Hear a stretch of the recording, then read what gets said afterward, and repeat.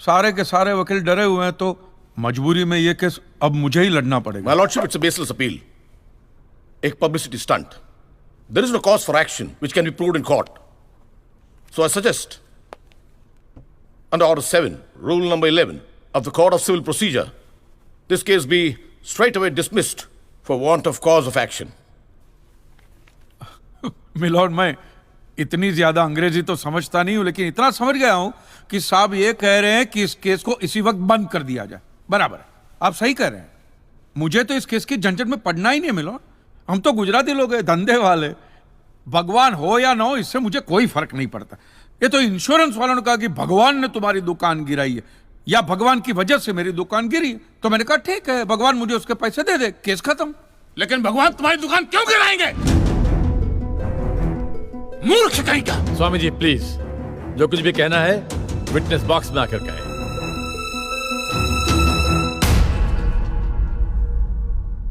एतस्य पातिकीं क्षम्यताम्, एतस्य पातिकीं क्षम्यताम्। ईश्वर इसके पापों को क्षमा करे। भगवान तुम्हारी दुकान क्यों गिराएंगे? मैं भी तो वही कह रहा हूं, भगवान मेरी दुकान क्यों गिराएंगे? उनको तो बहुत और भी इंपॉर्टेंट काम होते होंगे। तो आप ये इंश्योरेंस वालों से कह के मेरे पैसे दिला दीजिए, बात खत्म हो जाती है। इंश्योरेंस कंपनी भी आपके पैसे क्यों दे? इंश्योरेंस के टर्म्स एंड कंडीशंस पर आपकी साइन है। Exhibit number 1 sir. बस तो मिलोट, फिर मुझे भगवान को ही पकड़ना पड़ेगा। तो फिर बुलाइए वो राम जी, शिव जी, गणपति, जिससे भी आपकी पड़ती कीजिए। हड़गुम्बा तांडव बिंडो करके उधर। मूर्ख! मोक्ष की प्राप्ति होती है तभी भगवान मिलते हैं। तेरे जैसे तुच्छ मनुष्य के लिए भगवान धरती पर नहीं आएंगे। होंगे तो आएंगे ना महाराज। अरे क्या इतना लाखों का टर्नओवर है आपका, और थोड़ा ही सेटलमेंट करना, कर दीजिए। मैं तो कैश डिस्काउंट भी दूंगा। ये सच। I object my lord. भगवान की सेवा कार्य को धंधा कह रहे मिस्टर कांजी, बिजनेस? हाँ, ये बिजनेस ही है मिलोड, बिल्कुल बिजनेस है ये। किसी भी धर्म स्थल पे जाइए तो सबसे पहले पार्किंग का पैसा दो, फिर वो छोटी लाइन, स्पेशल लाइन में खड़े रहने का पैसा, फिर फूल, चद्दर, कैंडल खरीदने का पैसा, और दान पेटी बिल्कुल मूर्ति के सामने ही रखते, जैसे सर झुका पैसा डालना पड़ता है। और ये लोग तो भगवान के प्रसाद के लड्डू का भी पैसा लेते हैं मिलोड। जिस तरह म्यूजियम में मोम का पुतला दिखाकर पैसे लिए जाते, बस मंदिर में पत्थर का पुतला दिखाकर पैसे ले लेते। और पुजारियों की तो सैलरी भी होती है, इनकी छोटी है, उनकी बड़ी है। और आपको तो इनकम टैक्स में भी बेनिफिट है कि नहीं है? तो फिर इसमें सेवा कहां से है? और मिलोड, ये तो ऐसा धंधा है जिसमें कभी भी रिसेशन नहीं आता। नहीं, उल्टा रिसेशन में तो इन लोगों का धंधा डबल हो जाता है। हे भगवान, भाई भगवान, हो भगवान। रिलैक्स। चलो मान लीजिए कि ये लोग धंधा करते हैं, फिर भी आपको पैसा क्यों दे? इंश्योरेंस में आप प्रीमियम भरते, इसलिए आप इंश्योरेंस से पैसे मांग सकते, लेकिन मंदिर वाले आपको पैसा क्यों दे? क्योंकि मैंने इनके मंदिरों में भी प्रीमियम भरे हैं महाशय। What nonsense! ये मुझे विश्वास था, आप मेरी बात का विश्वास नहीं करेंगे, इसलिए मिलोड में सारे प्रूफ साथ लेकर ही आया। ये देखिए, ये सब रिसीट मिलोड उस प्रीमियम की है जो मैं पिछले 18 सालों से भरते आ रहा हूं, मेरी वाइफ के कहने की वजह से। ये देखिए, पहला प्रीमियम मैंने भरा था 1501 रुपये का, साउथ में बहुत बड़ा मंदिर है, उसमें मैंने पैसे भरे थे। देखिए, फिर ये देखिए, हर साल 1000 रुपए भर रहा हूं आपके गणपति के स्टॉल में। देखिए, उसे स्टॉल नहीं मंडप कहते हैं। मिलोड, वो मेरी सासू माँ बीमार रहती थी, तो मंदिर वालों ने कहा कि 11,000 रुपया दो, पूजा कराओ, फिर देखो। तो पूजा कराई और सासू माँ टपक गई। चलो वो तो अच्छा हो, लेकिन 11,000 भी गए, और एक भी रुपया रिफंड का नहीं दिया उन्होंने मुझे। फिर ये देखिए, ये मस्जिद का चंदा, दरगाह की चद्दर, चर्च की कैंडल, फकीर की झोली, बाबा की अगरबत्ती, माँ की चुंदड़ी, टोटल में 10-10.5 लाख रुपया इन सारी दुकानों में भर चुका हूं। बस! बस! क्या दुकान लगा रखा है? इसे मंदिर कहते हैं, मंदिर! और मंदिर में लोग अपने परिवार की शांति और समृद्धि के लिए अपनी इच्छा से पैसा देते हैं।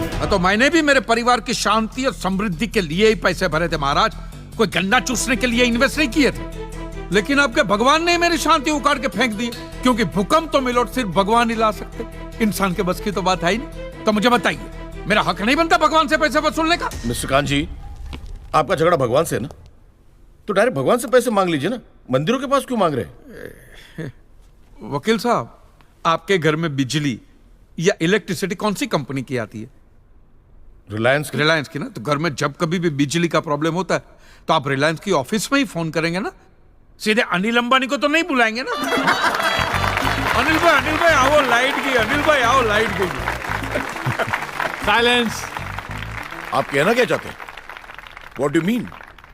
ये जो साधु यहाँ है, ये जो पंडित जी यहाँ है, ये क्या भगवान के ऑफिसर्स है? नहीं, ये लोग ऑफिसर्स नहीं है भाई। ऑफिसर तो पढ़े लिखे लोग होते हैं, ये लोग तो देखो मुंह देखो, सेल्समैन है मिलोड, सेल्समैन। ये भगवान के कलेक्शन एजेंट है, क्योंकि इन्होंने भगवान की फ्रेंचाइजी ली। न्यायाधीश महोदय, ये मनुष्य नास्तिक है। जो ये कह रहा है उसका ज्ञान स्वयं से नहीं है, परंतु हम तो साधु हैं, इसे क्षमा कर देते हैं। लेकिन इस अधम पाप के लिए दुनिया इसे कभी माफ नहीं करेगी। तेरा घर से निकलना कठिन हो जाएगा अगर भगवान के विरुद्ध कुछ भी कहा तूने। मैया मोरी, ये आपको मेरी चिंता हो रही है कि मिलोड के सामने मुझे चेतावनी दे रही हैं? हमें जीव मात्र की चिंता है। तो फटाफट पैसे निकाले, बात खत्म कीजिए फिर।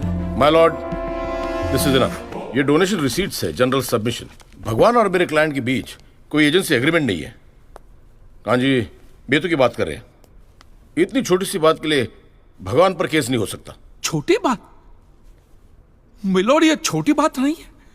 वो दुकान मेरा सब कुछ है, मेरी रोजी रोटी, मेरे बीवी बच्चों का सहारा वो दुकान है। और एक एक रुपया जोड़ के दिन रात की मेहनत के बाद मैंने वो दुकान बनाई थी। आज वहां पे सिर्फ जमीन का टुकड़ा रह गया है, वो भी कोई लेने को तैयार नहीं है। ये मंदिर वाले कहते हैं श्रद्धा से दान दो, आपका कभी बुरा नहीं होगा। और ये इंश्योरेंस वाले कहते हैं टाइम पे प्रीमियम दो, बुरा हुआ तो हम है ना। तो मैंने तो दान भी दिया है मिलोड, और प्रीमियम भी भरे, और आज दोनों के दोनों ने हाथ ऊपर कर लिए। मैं एक मामूली आदमी, मिडिल क्लास में, मेरा परिवार, मेरे बीवी बच्चे रास्ते पे आ जाएंगे। नहीं मिलोड, आपको मेरी बात इस अदालत में रखने का मुझे मौका देना ही चाहिए, और भारत का संविधान भी मुझे मेरी बात इस अदालत में रखने का हक देता है। Please milord.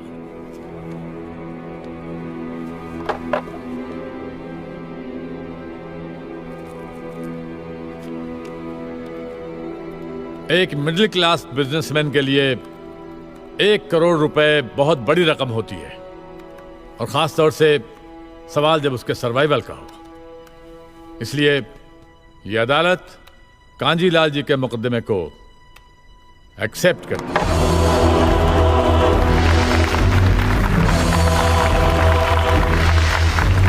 साइलेंस।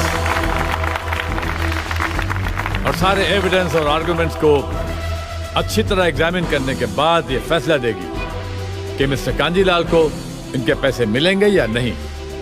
अगर मिलेंगे तो कौन देगा, इंश्योरेंस कंपनी या फिर मंदिर?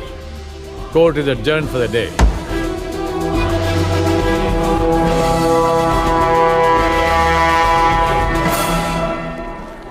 रुकिए महाराज, अब आप लोगों को जितनी पूजा करनी हो, आरती करनी हो, जितना घंटा हिलाना हो, सब हिला लीजिए आप।